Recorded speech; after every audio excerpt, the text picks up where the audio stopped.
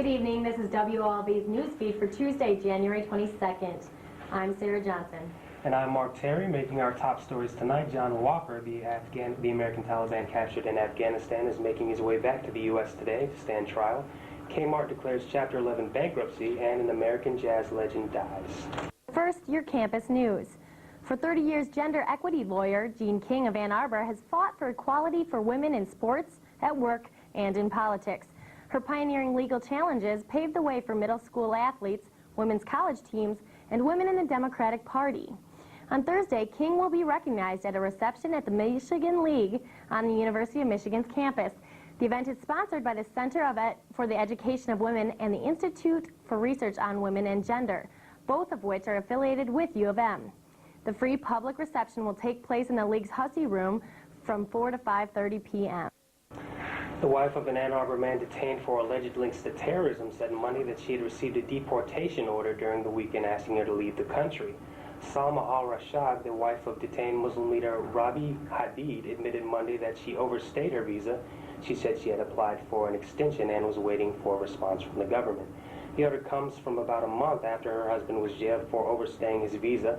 Haddad is in a federal prison in Chicago after being detained last month on the same day that the federal officials raided an Illinois-based charity that he co-founded called the Global Relief Foundation.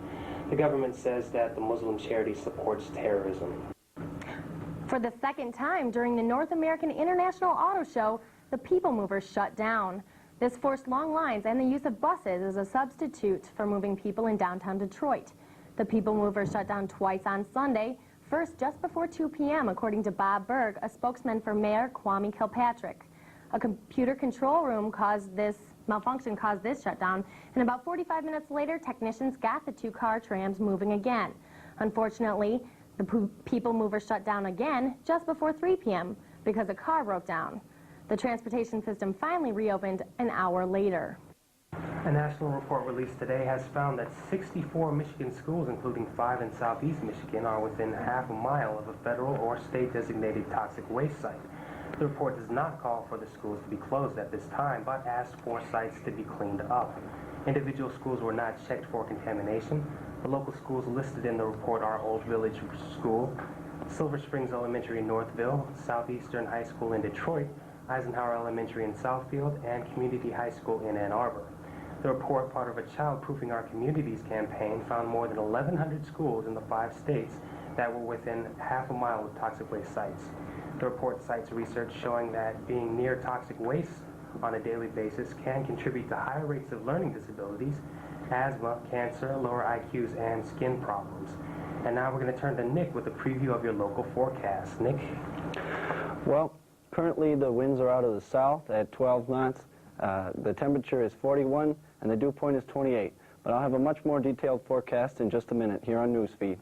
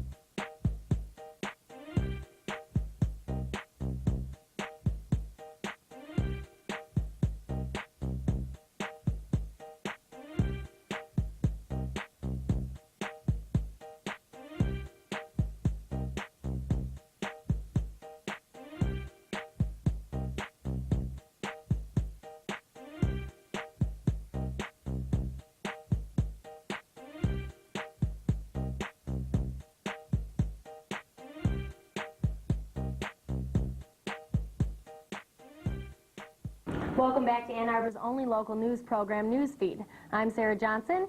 In your national news tonight, despite allegations that Afghan detainees being held at by U.S. forces in the Navy base in Cuba are being treated inhumanely, Defense Secretary Donald Rumsfeld insists that the detainees are not being mistreated. Images of al-Qaeda prisoners and Taliban prisoners have sparked outrage around the world, however. Germany even issued a statement criticizing the handling of these prisoners.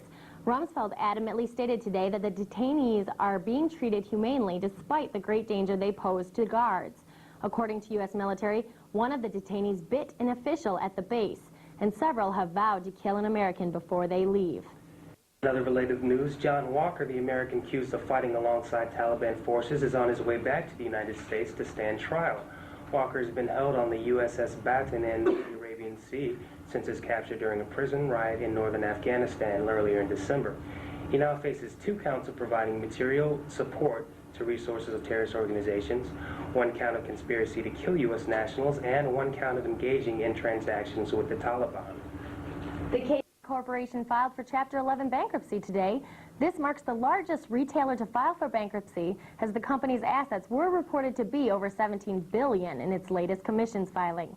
The Michigan-based company, known for its blue light specials, announced earlier this month that the company would not meet Wall Street's consensus expectations for earning of a penny a share for the fiscal year 2001. The Kmart suggested it may seek additional financing. On Monday, Kmart failed to make a regular weekly payment to its primary food distributor and was added to the S&P's list of companies to watch with negative implications. Despite current conditions, however, the number 3 retailer announced that all 2,114 Kmart stores would remain open, and despite stiff competition, the company has projected emergence from bankruptcy in 2003. In international news this evening, Military influences of Palestinian leader Yasser Arafat's Fatah movement claimed ownership for a shooting in central Jerusalem, injuring dozens of people today. Over 40 people were taken to local area hospitals, and at least 6 of them sustaining serious injuries. The gunman is reportedly the only fatality of this incident at this time. Officials say Ramadan's attack was in revenge for the killing of Fatah leader Rahid al-Kamari earlier this month, and the deaths of 4 Hamas activists killed in Israeli raid earlier today. Although many speculations have been made at this time, a complete investigation is presently underway.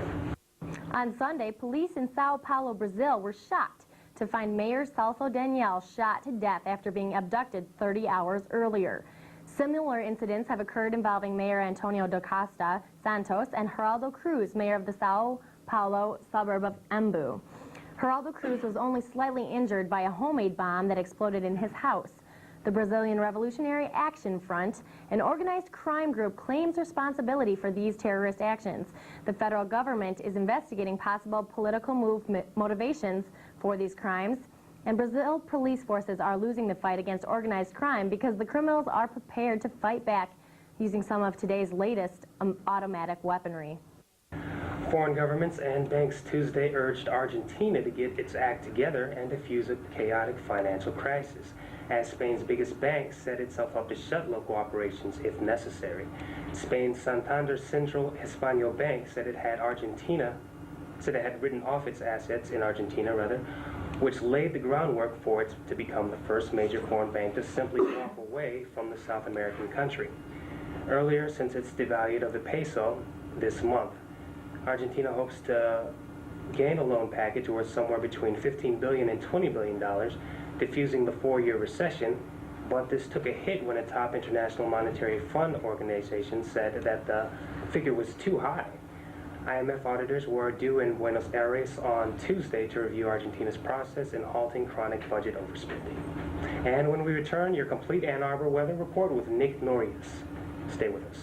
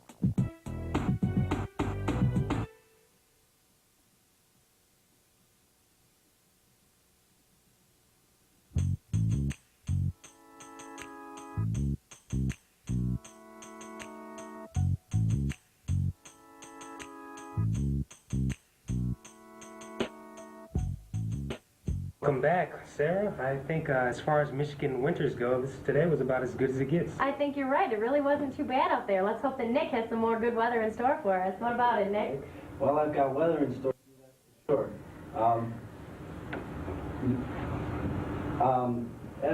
As far as the current weather across the country, we've got precipitation up in the Pacific Northwest along the coast, and then we've got two lows running through the center of the country that will be bringing large amounts of warm, moist air up through the center of the country, making precipitation all north of the Gulf region. Tomorrow, we should see, again, we'll see this precipitation in the Pacific Northwest, and we'll have had that low combine and produce lots of rain through this entire region and move it across into the East Coast. This should avoid us.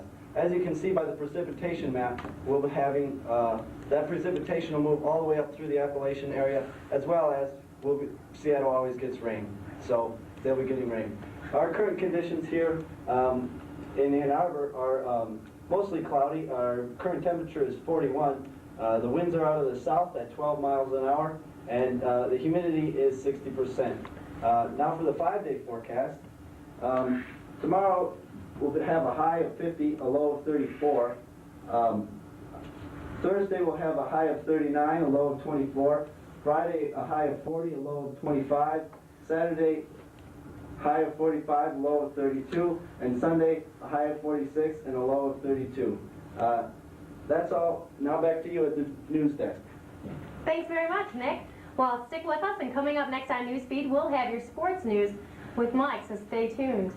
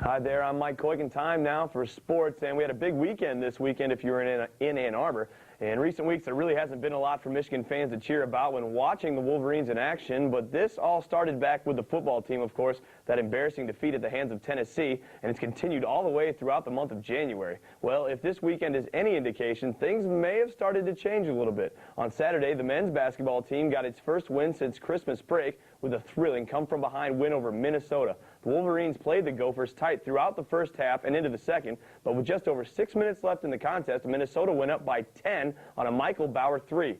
In the past, Tommy's troops had folded in these types of situations, but that was not the case on Saturday.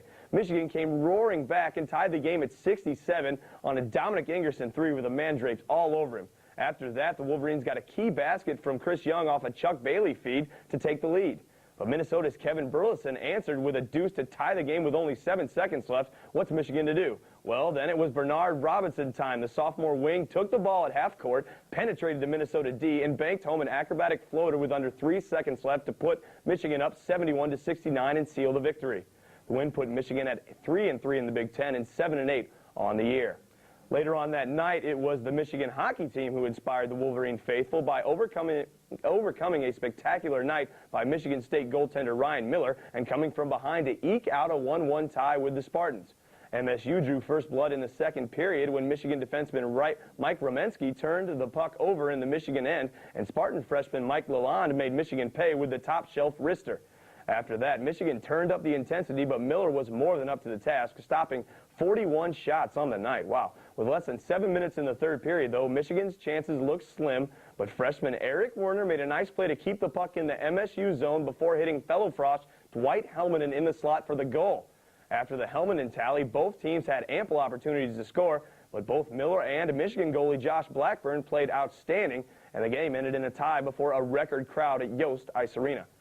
And then on Sunday, to complete the weekend in great play, the Michigan women's basketball team stopped its horrendous slide by downing Indiana 68-55 on Sunday. The Wolverines, who were preseason Big Ten favorites, found themselves at the bottom of the Big Ten standings after going 1-6 in their first 7 games in conference play. This slump followed the team's best start in program history, one which saw them reel off 10 straight wins en route to amassing an 11-1 record. Of course, since then, it has been a real struggle for Coach Sue Guevara's squad, and maybe the win on Sunday was just what they needed to get back into contention. The Wolverines were led by Leanne Bye's 18 second-half points, along with the strong play of senior guard Elaine Ingram and sophomore forward Stephanie Gandy, both of whom played the entire contest.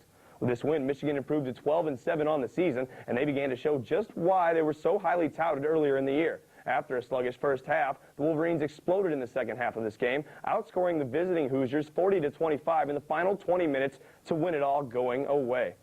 And finally tonight in the NFL, it was announced today that Tony Dungy will be the next head coach of the Indianapolis Colts.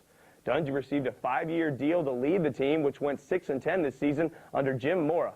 Dungy, who was late of the Tampa Bay Buccaneers, got the axe after his team reached the playoffs for the 3rd straight year this season, but failed to reach the Super Bowl during Dungy's tenure.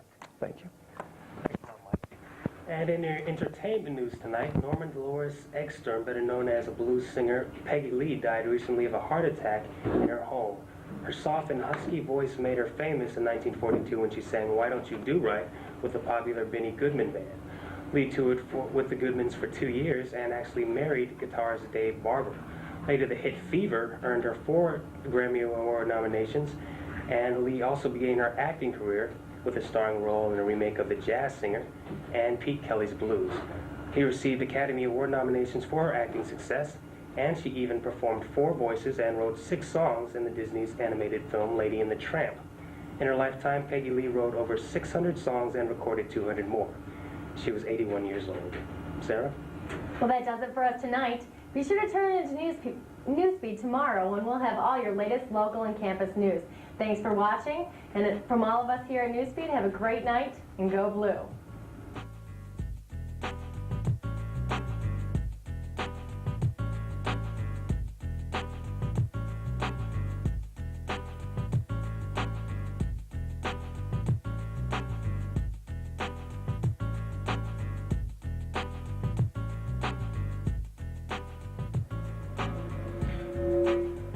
NewsFeed is brought to you by RHA, the student voice in the University of Michigan residence halls.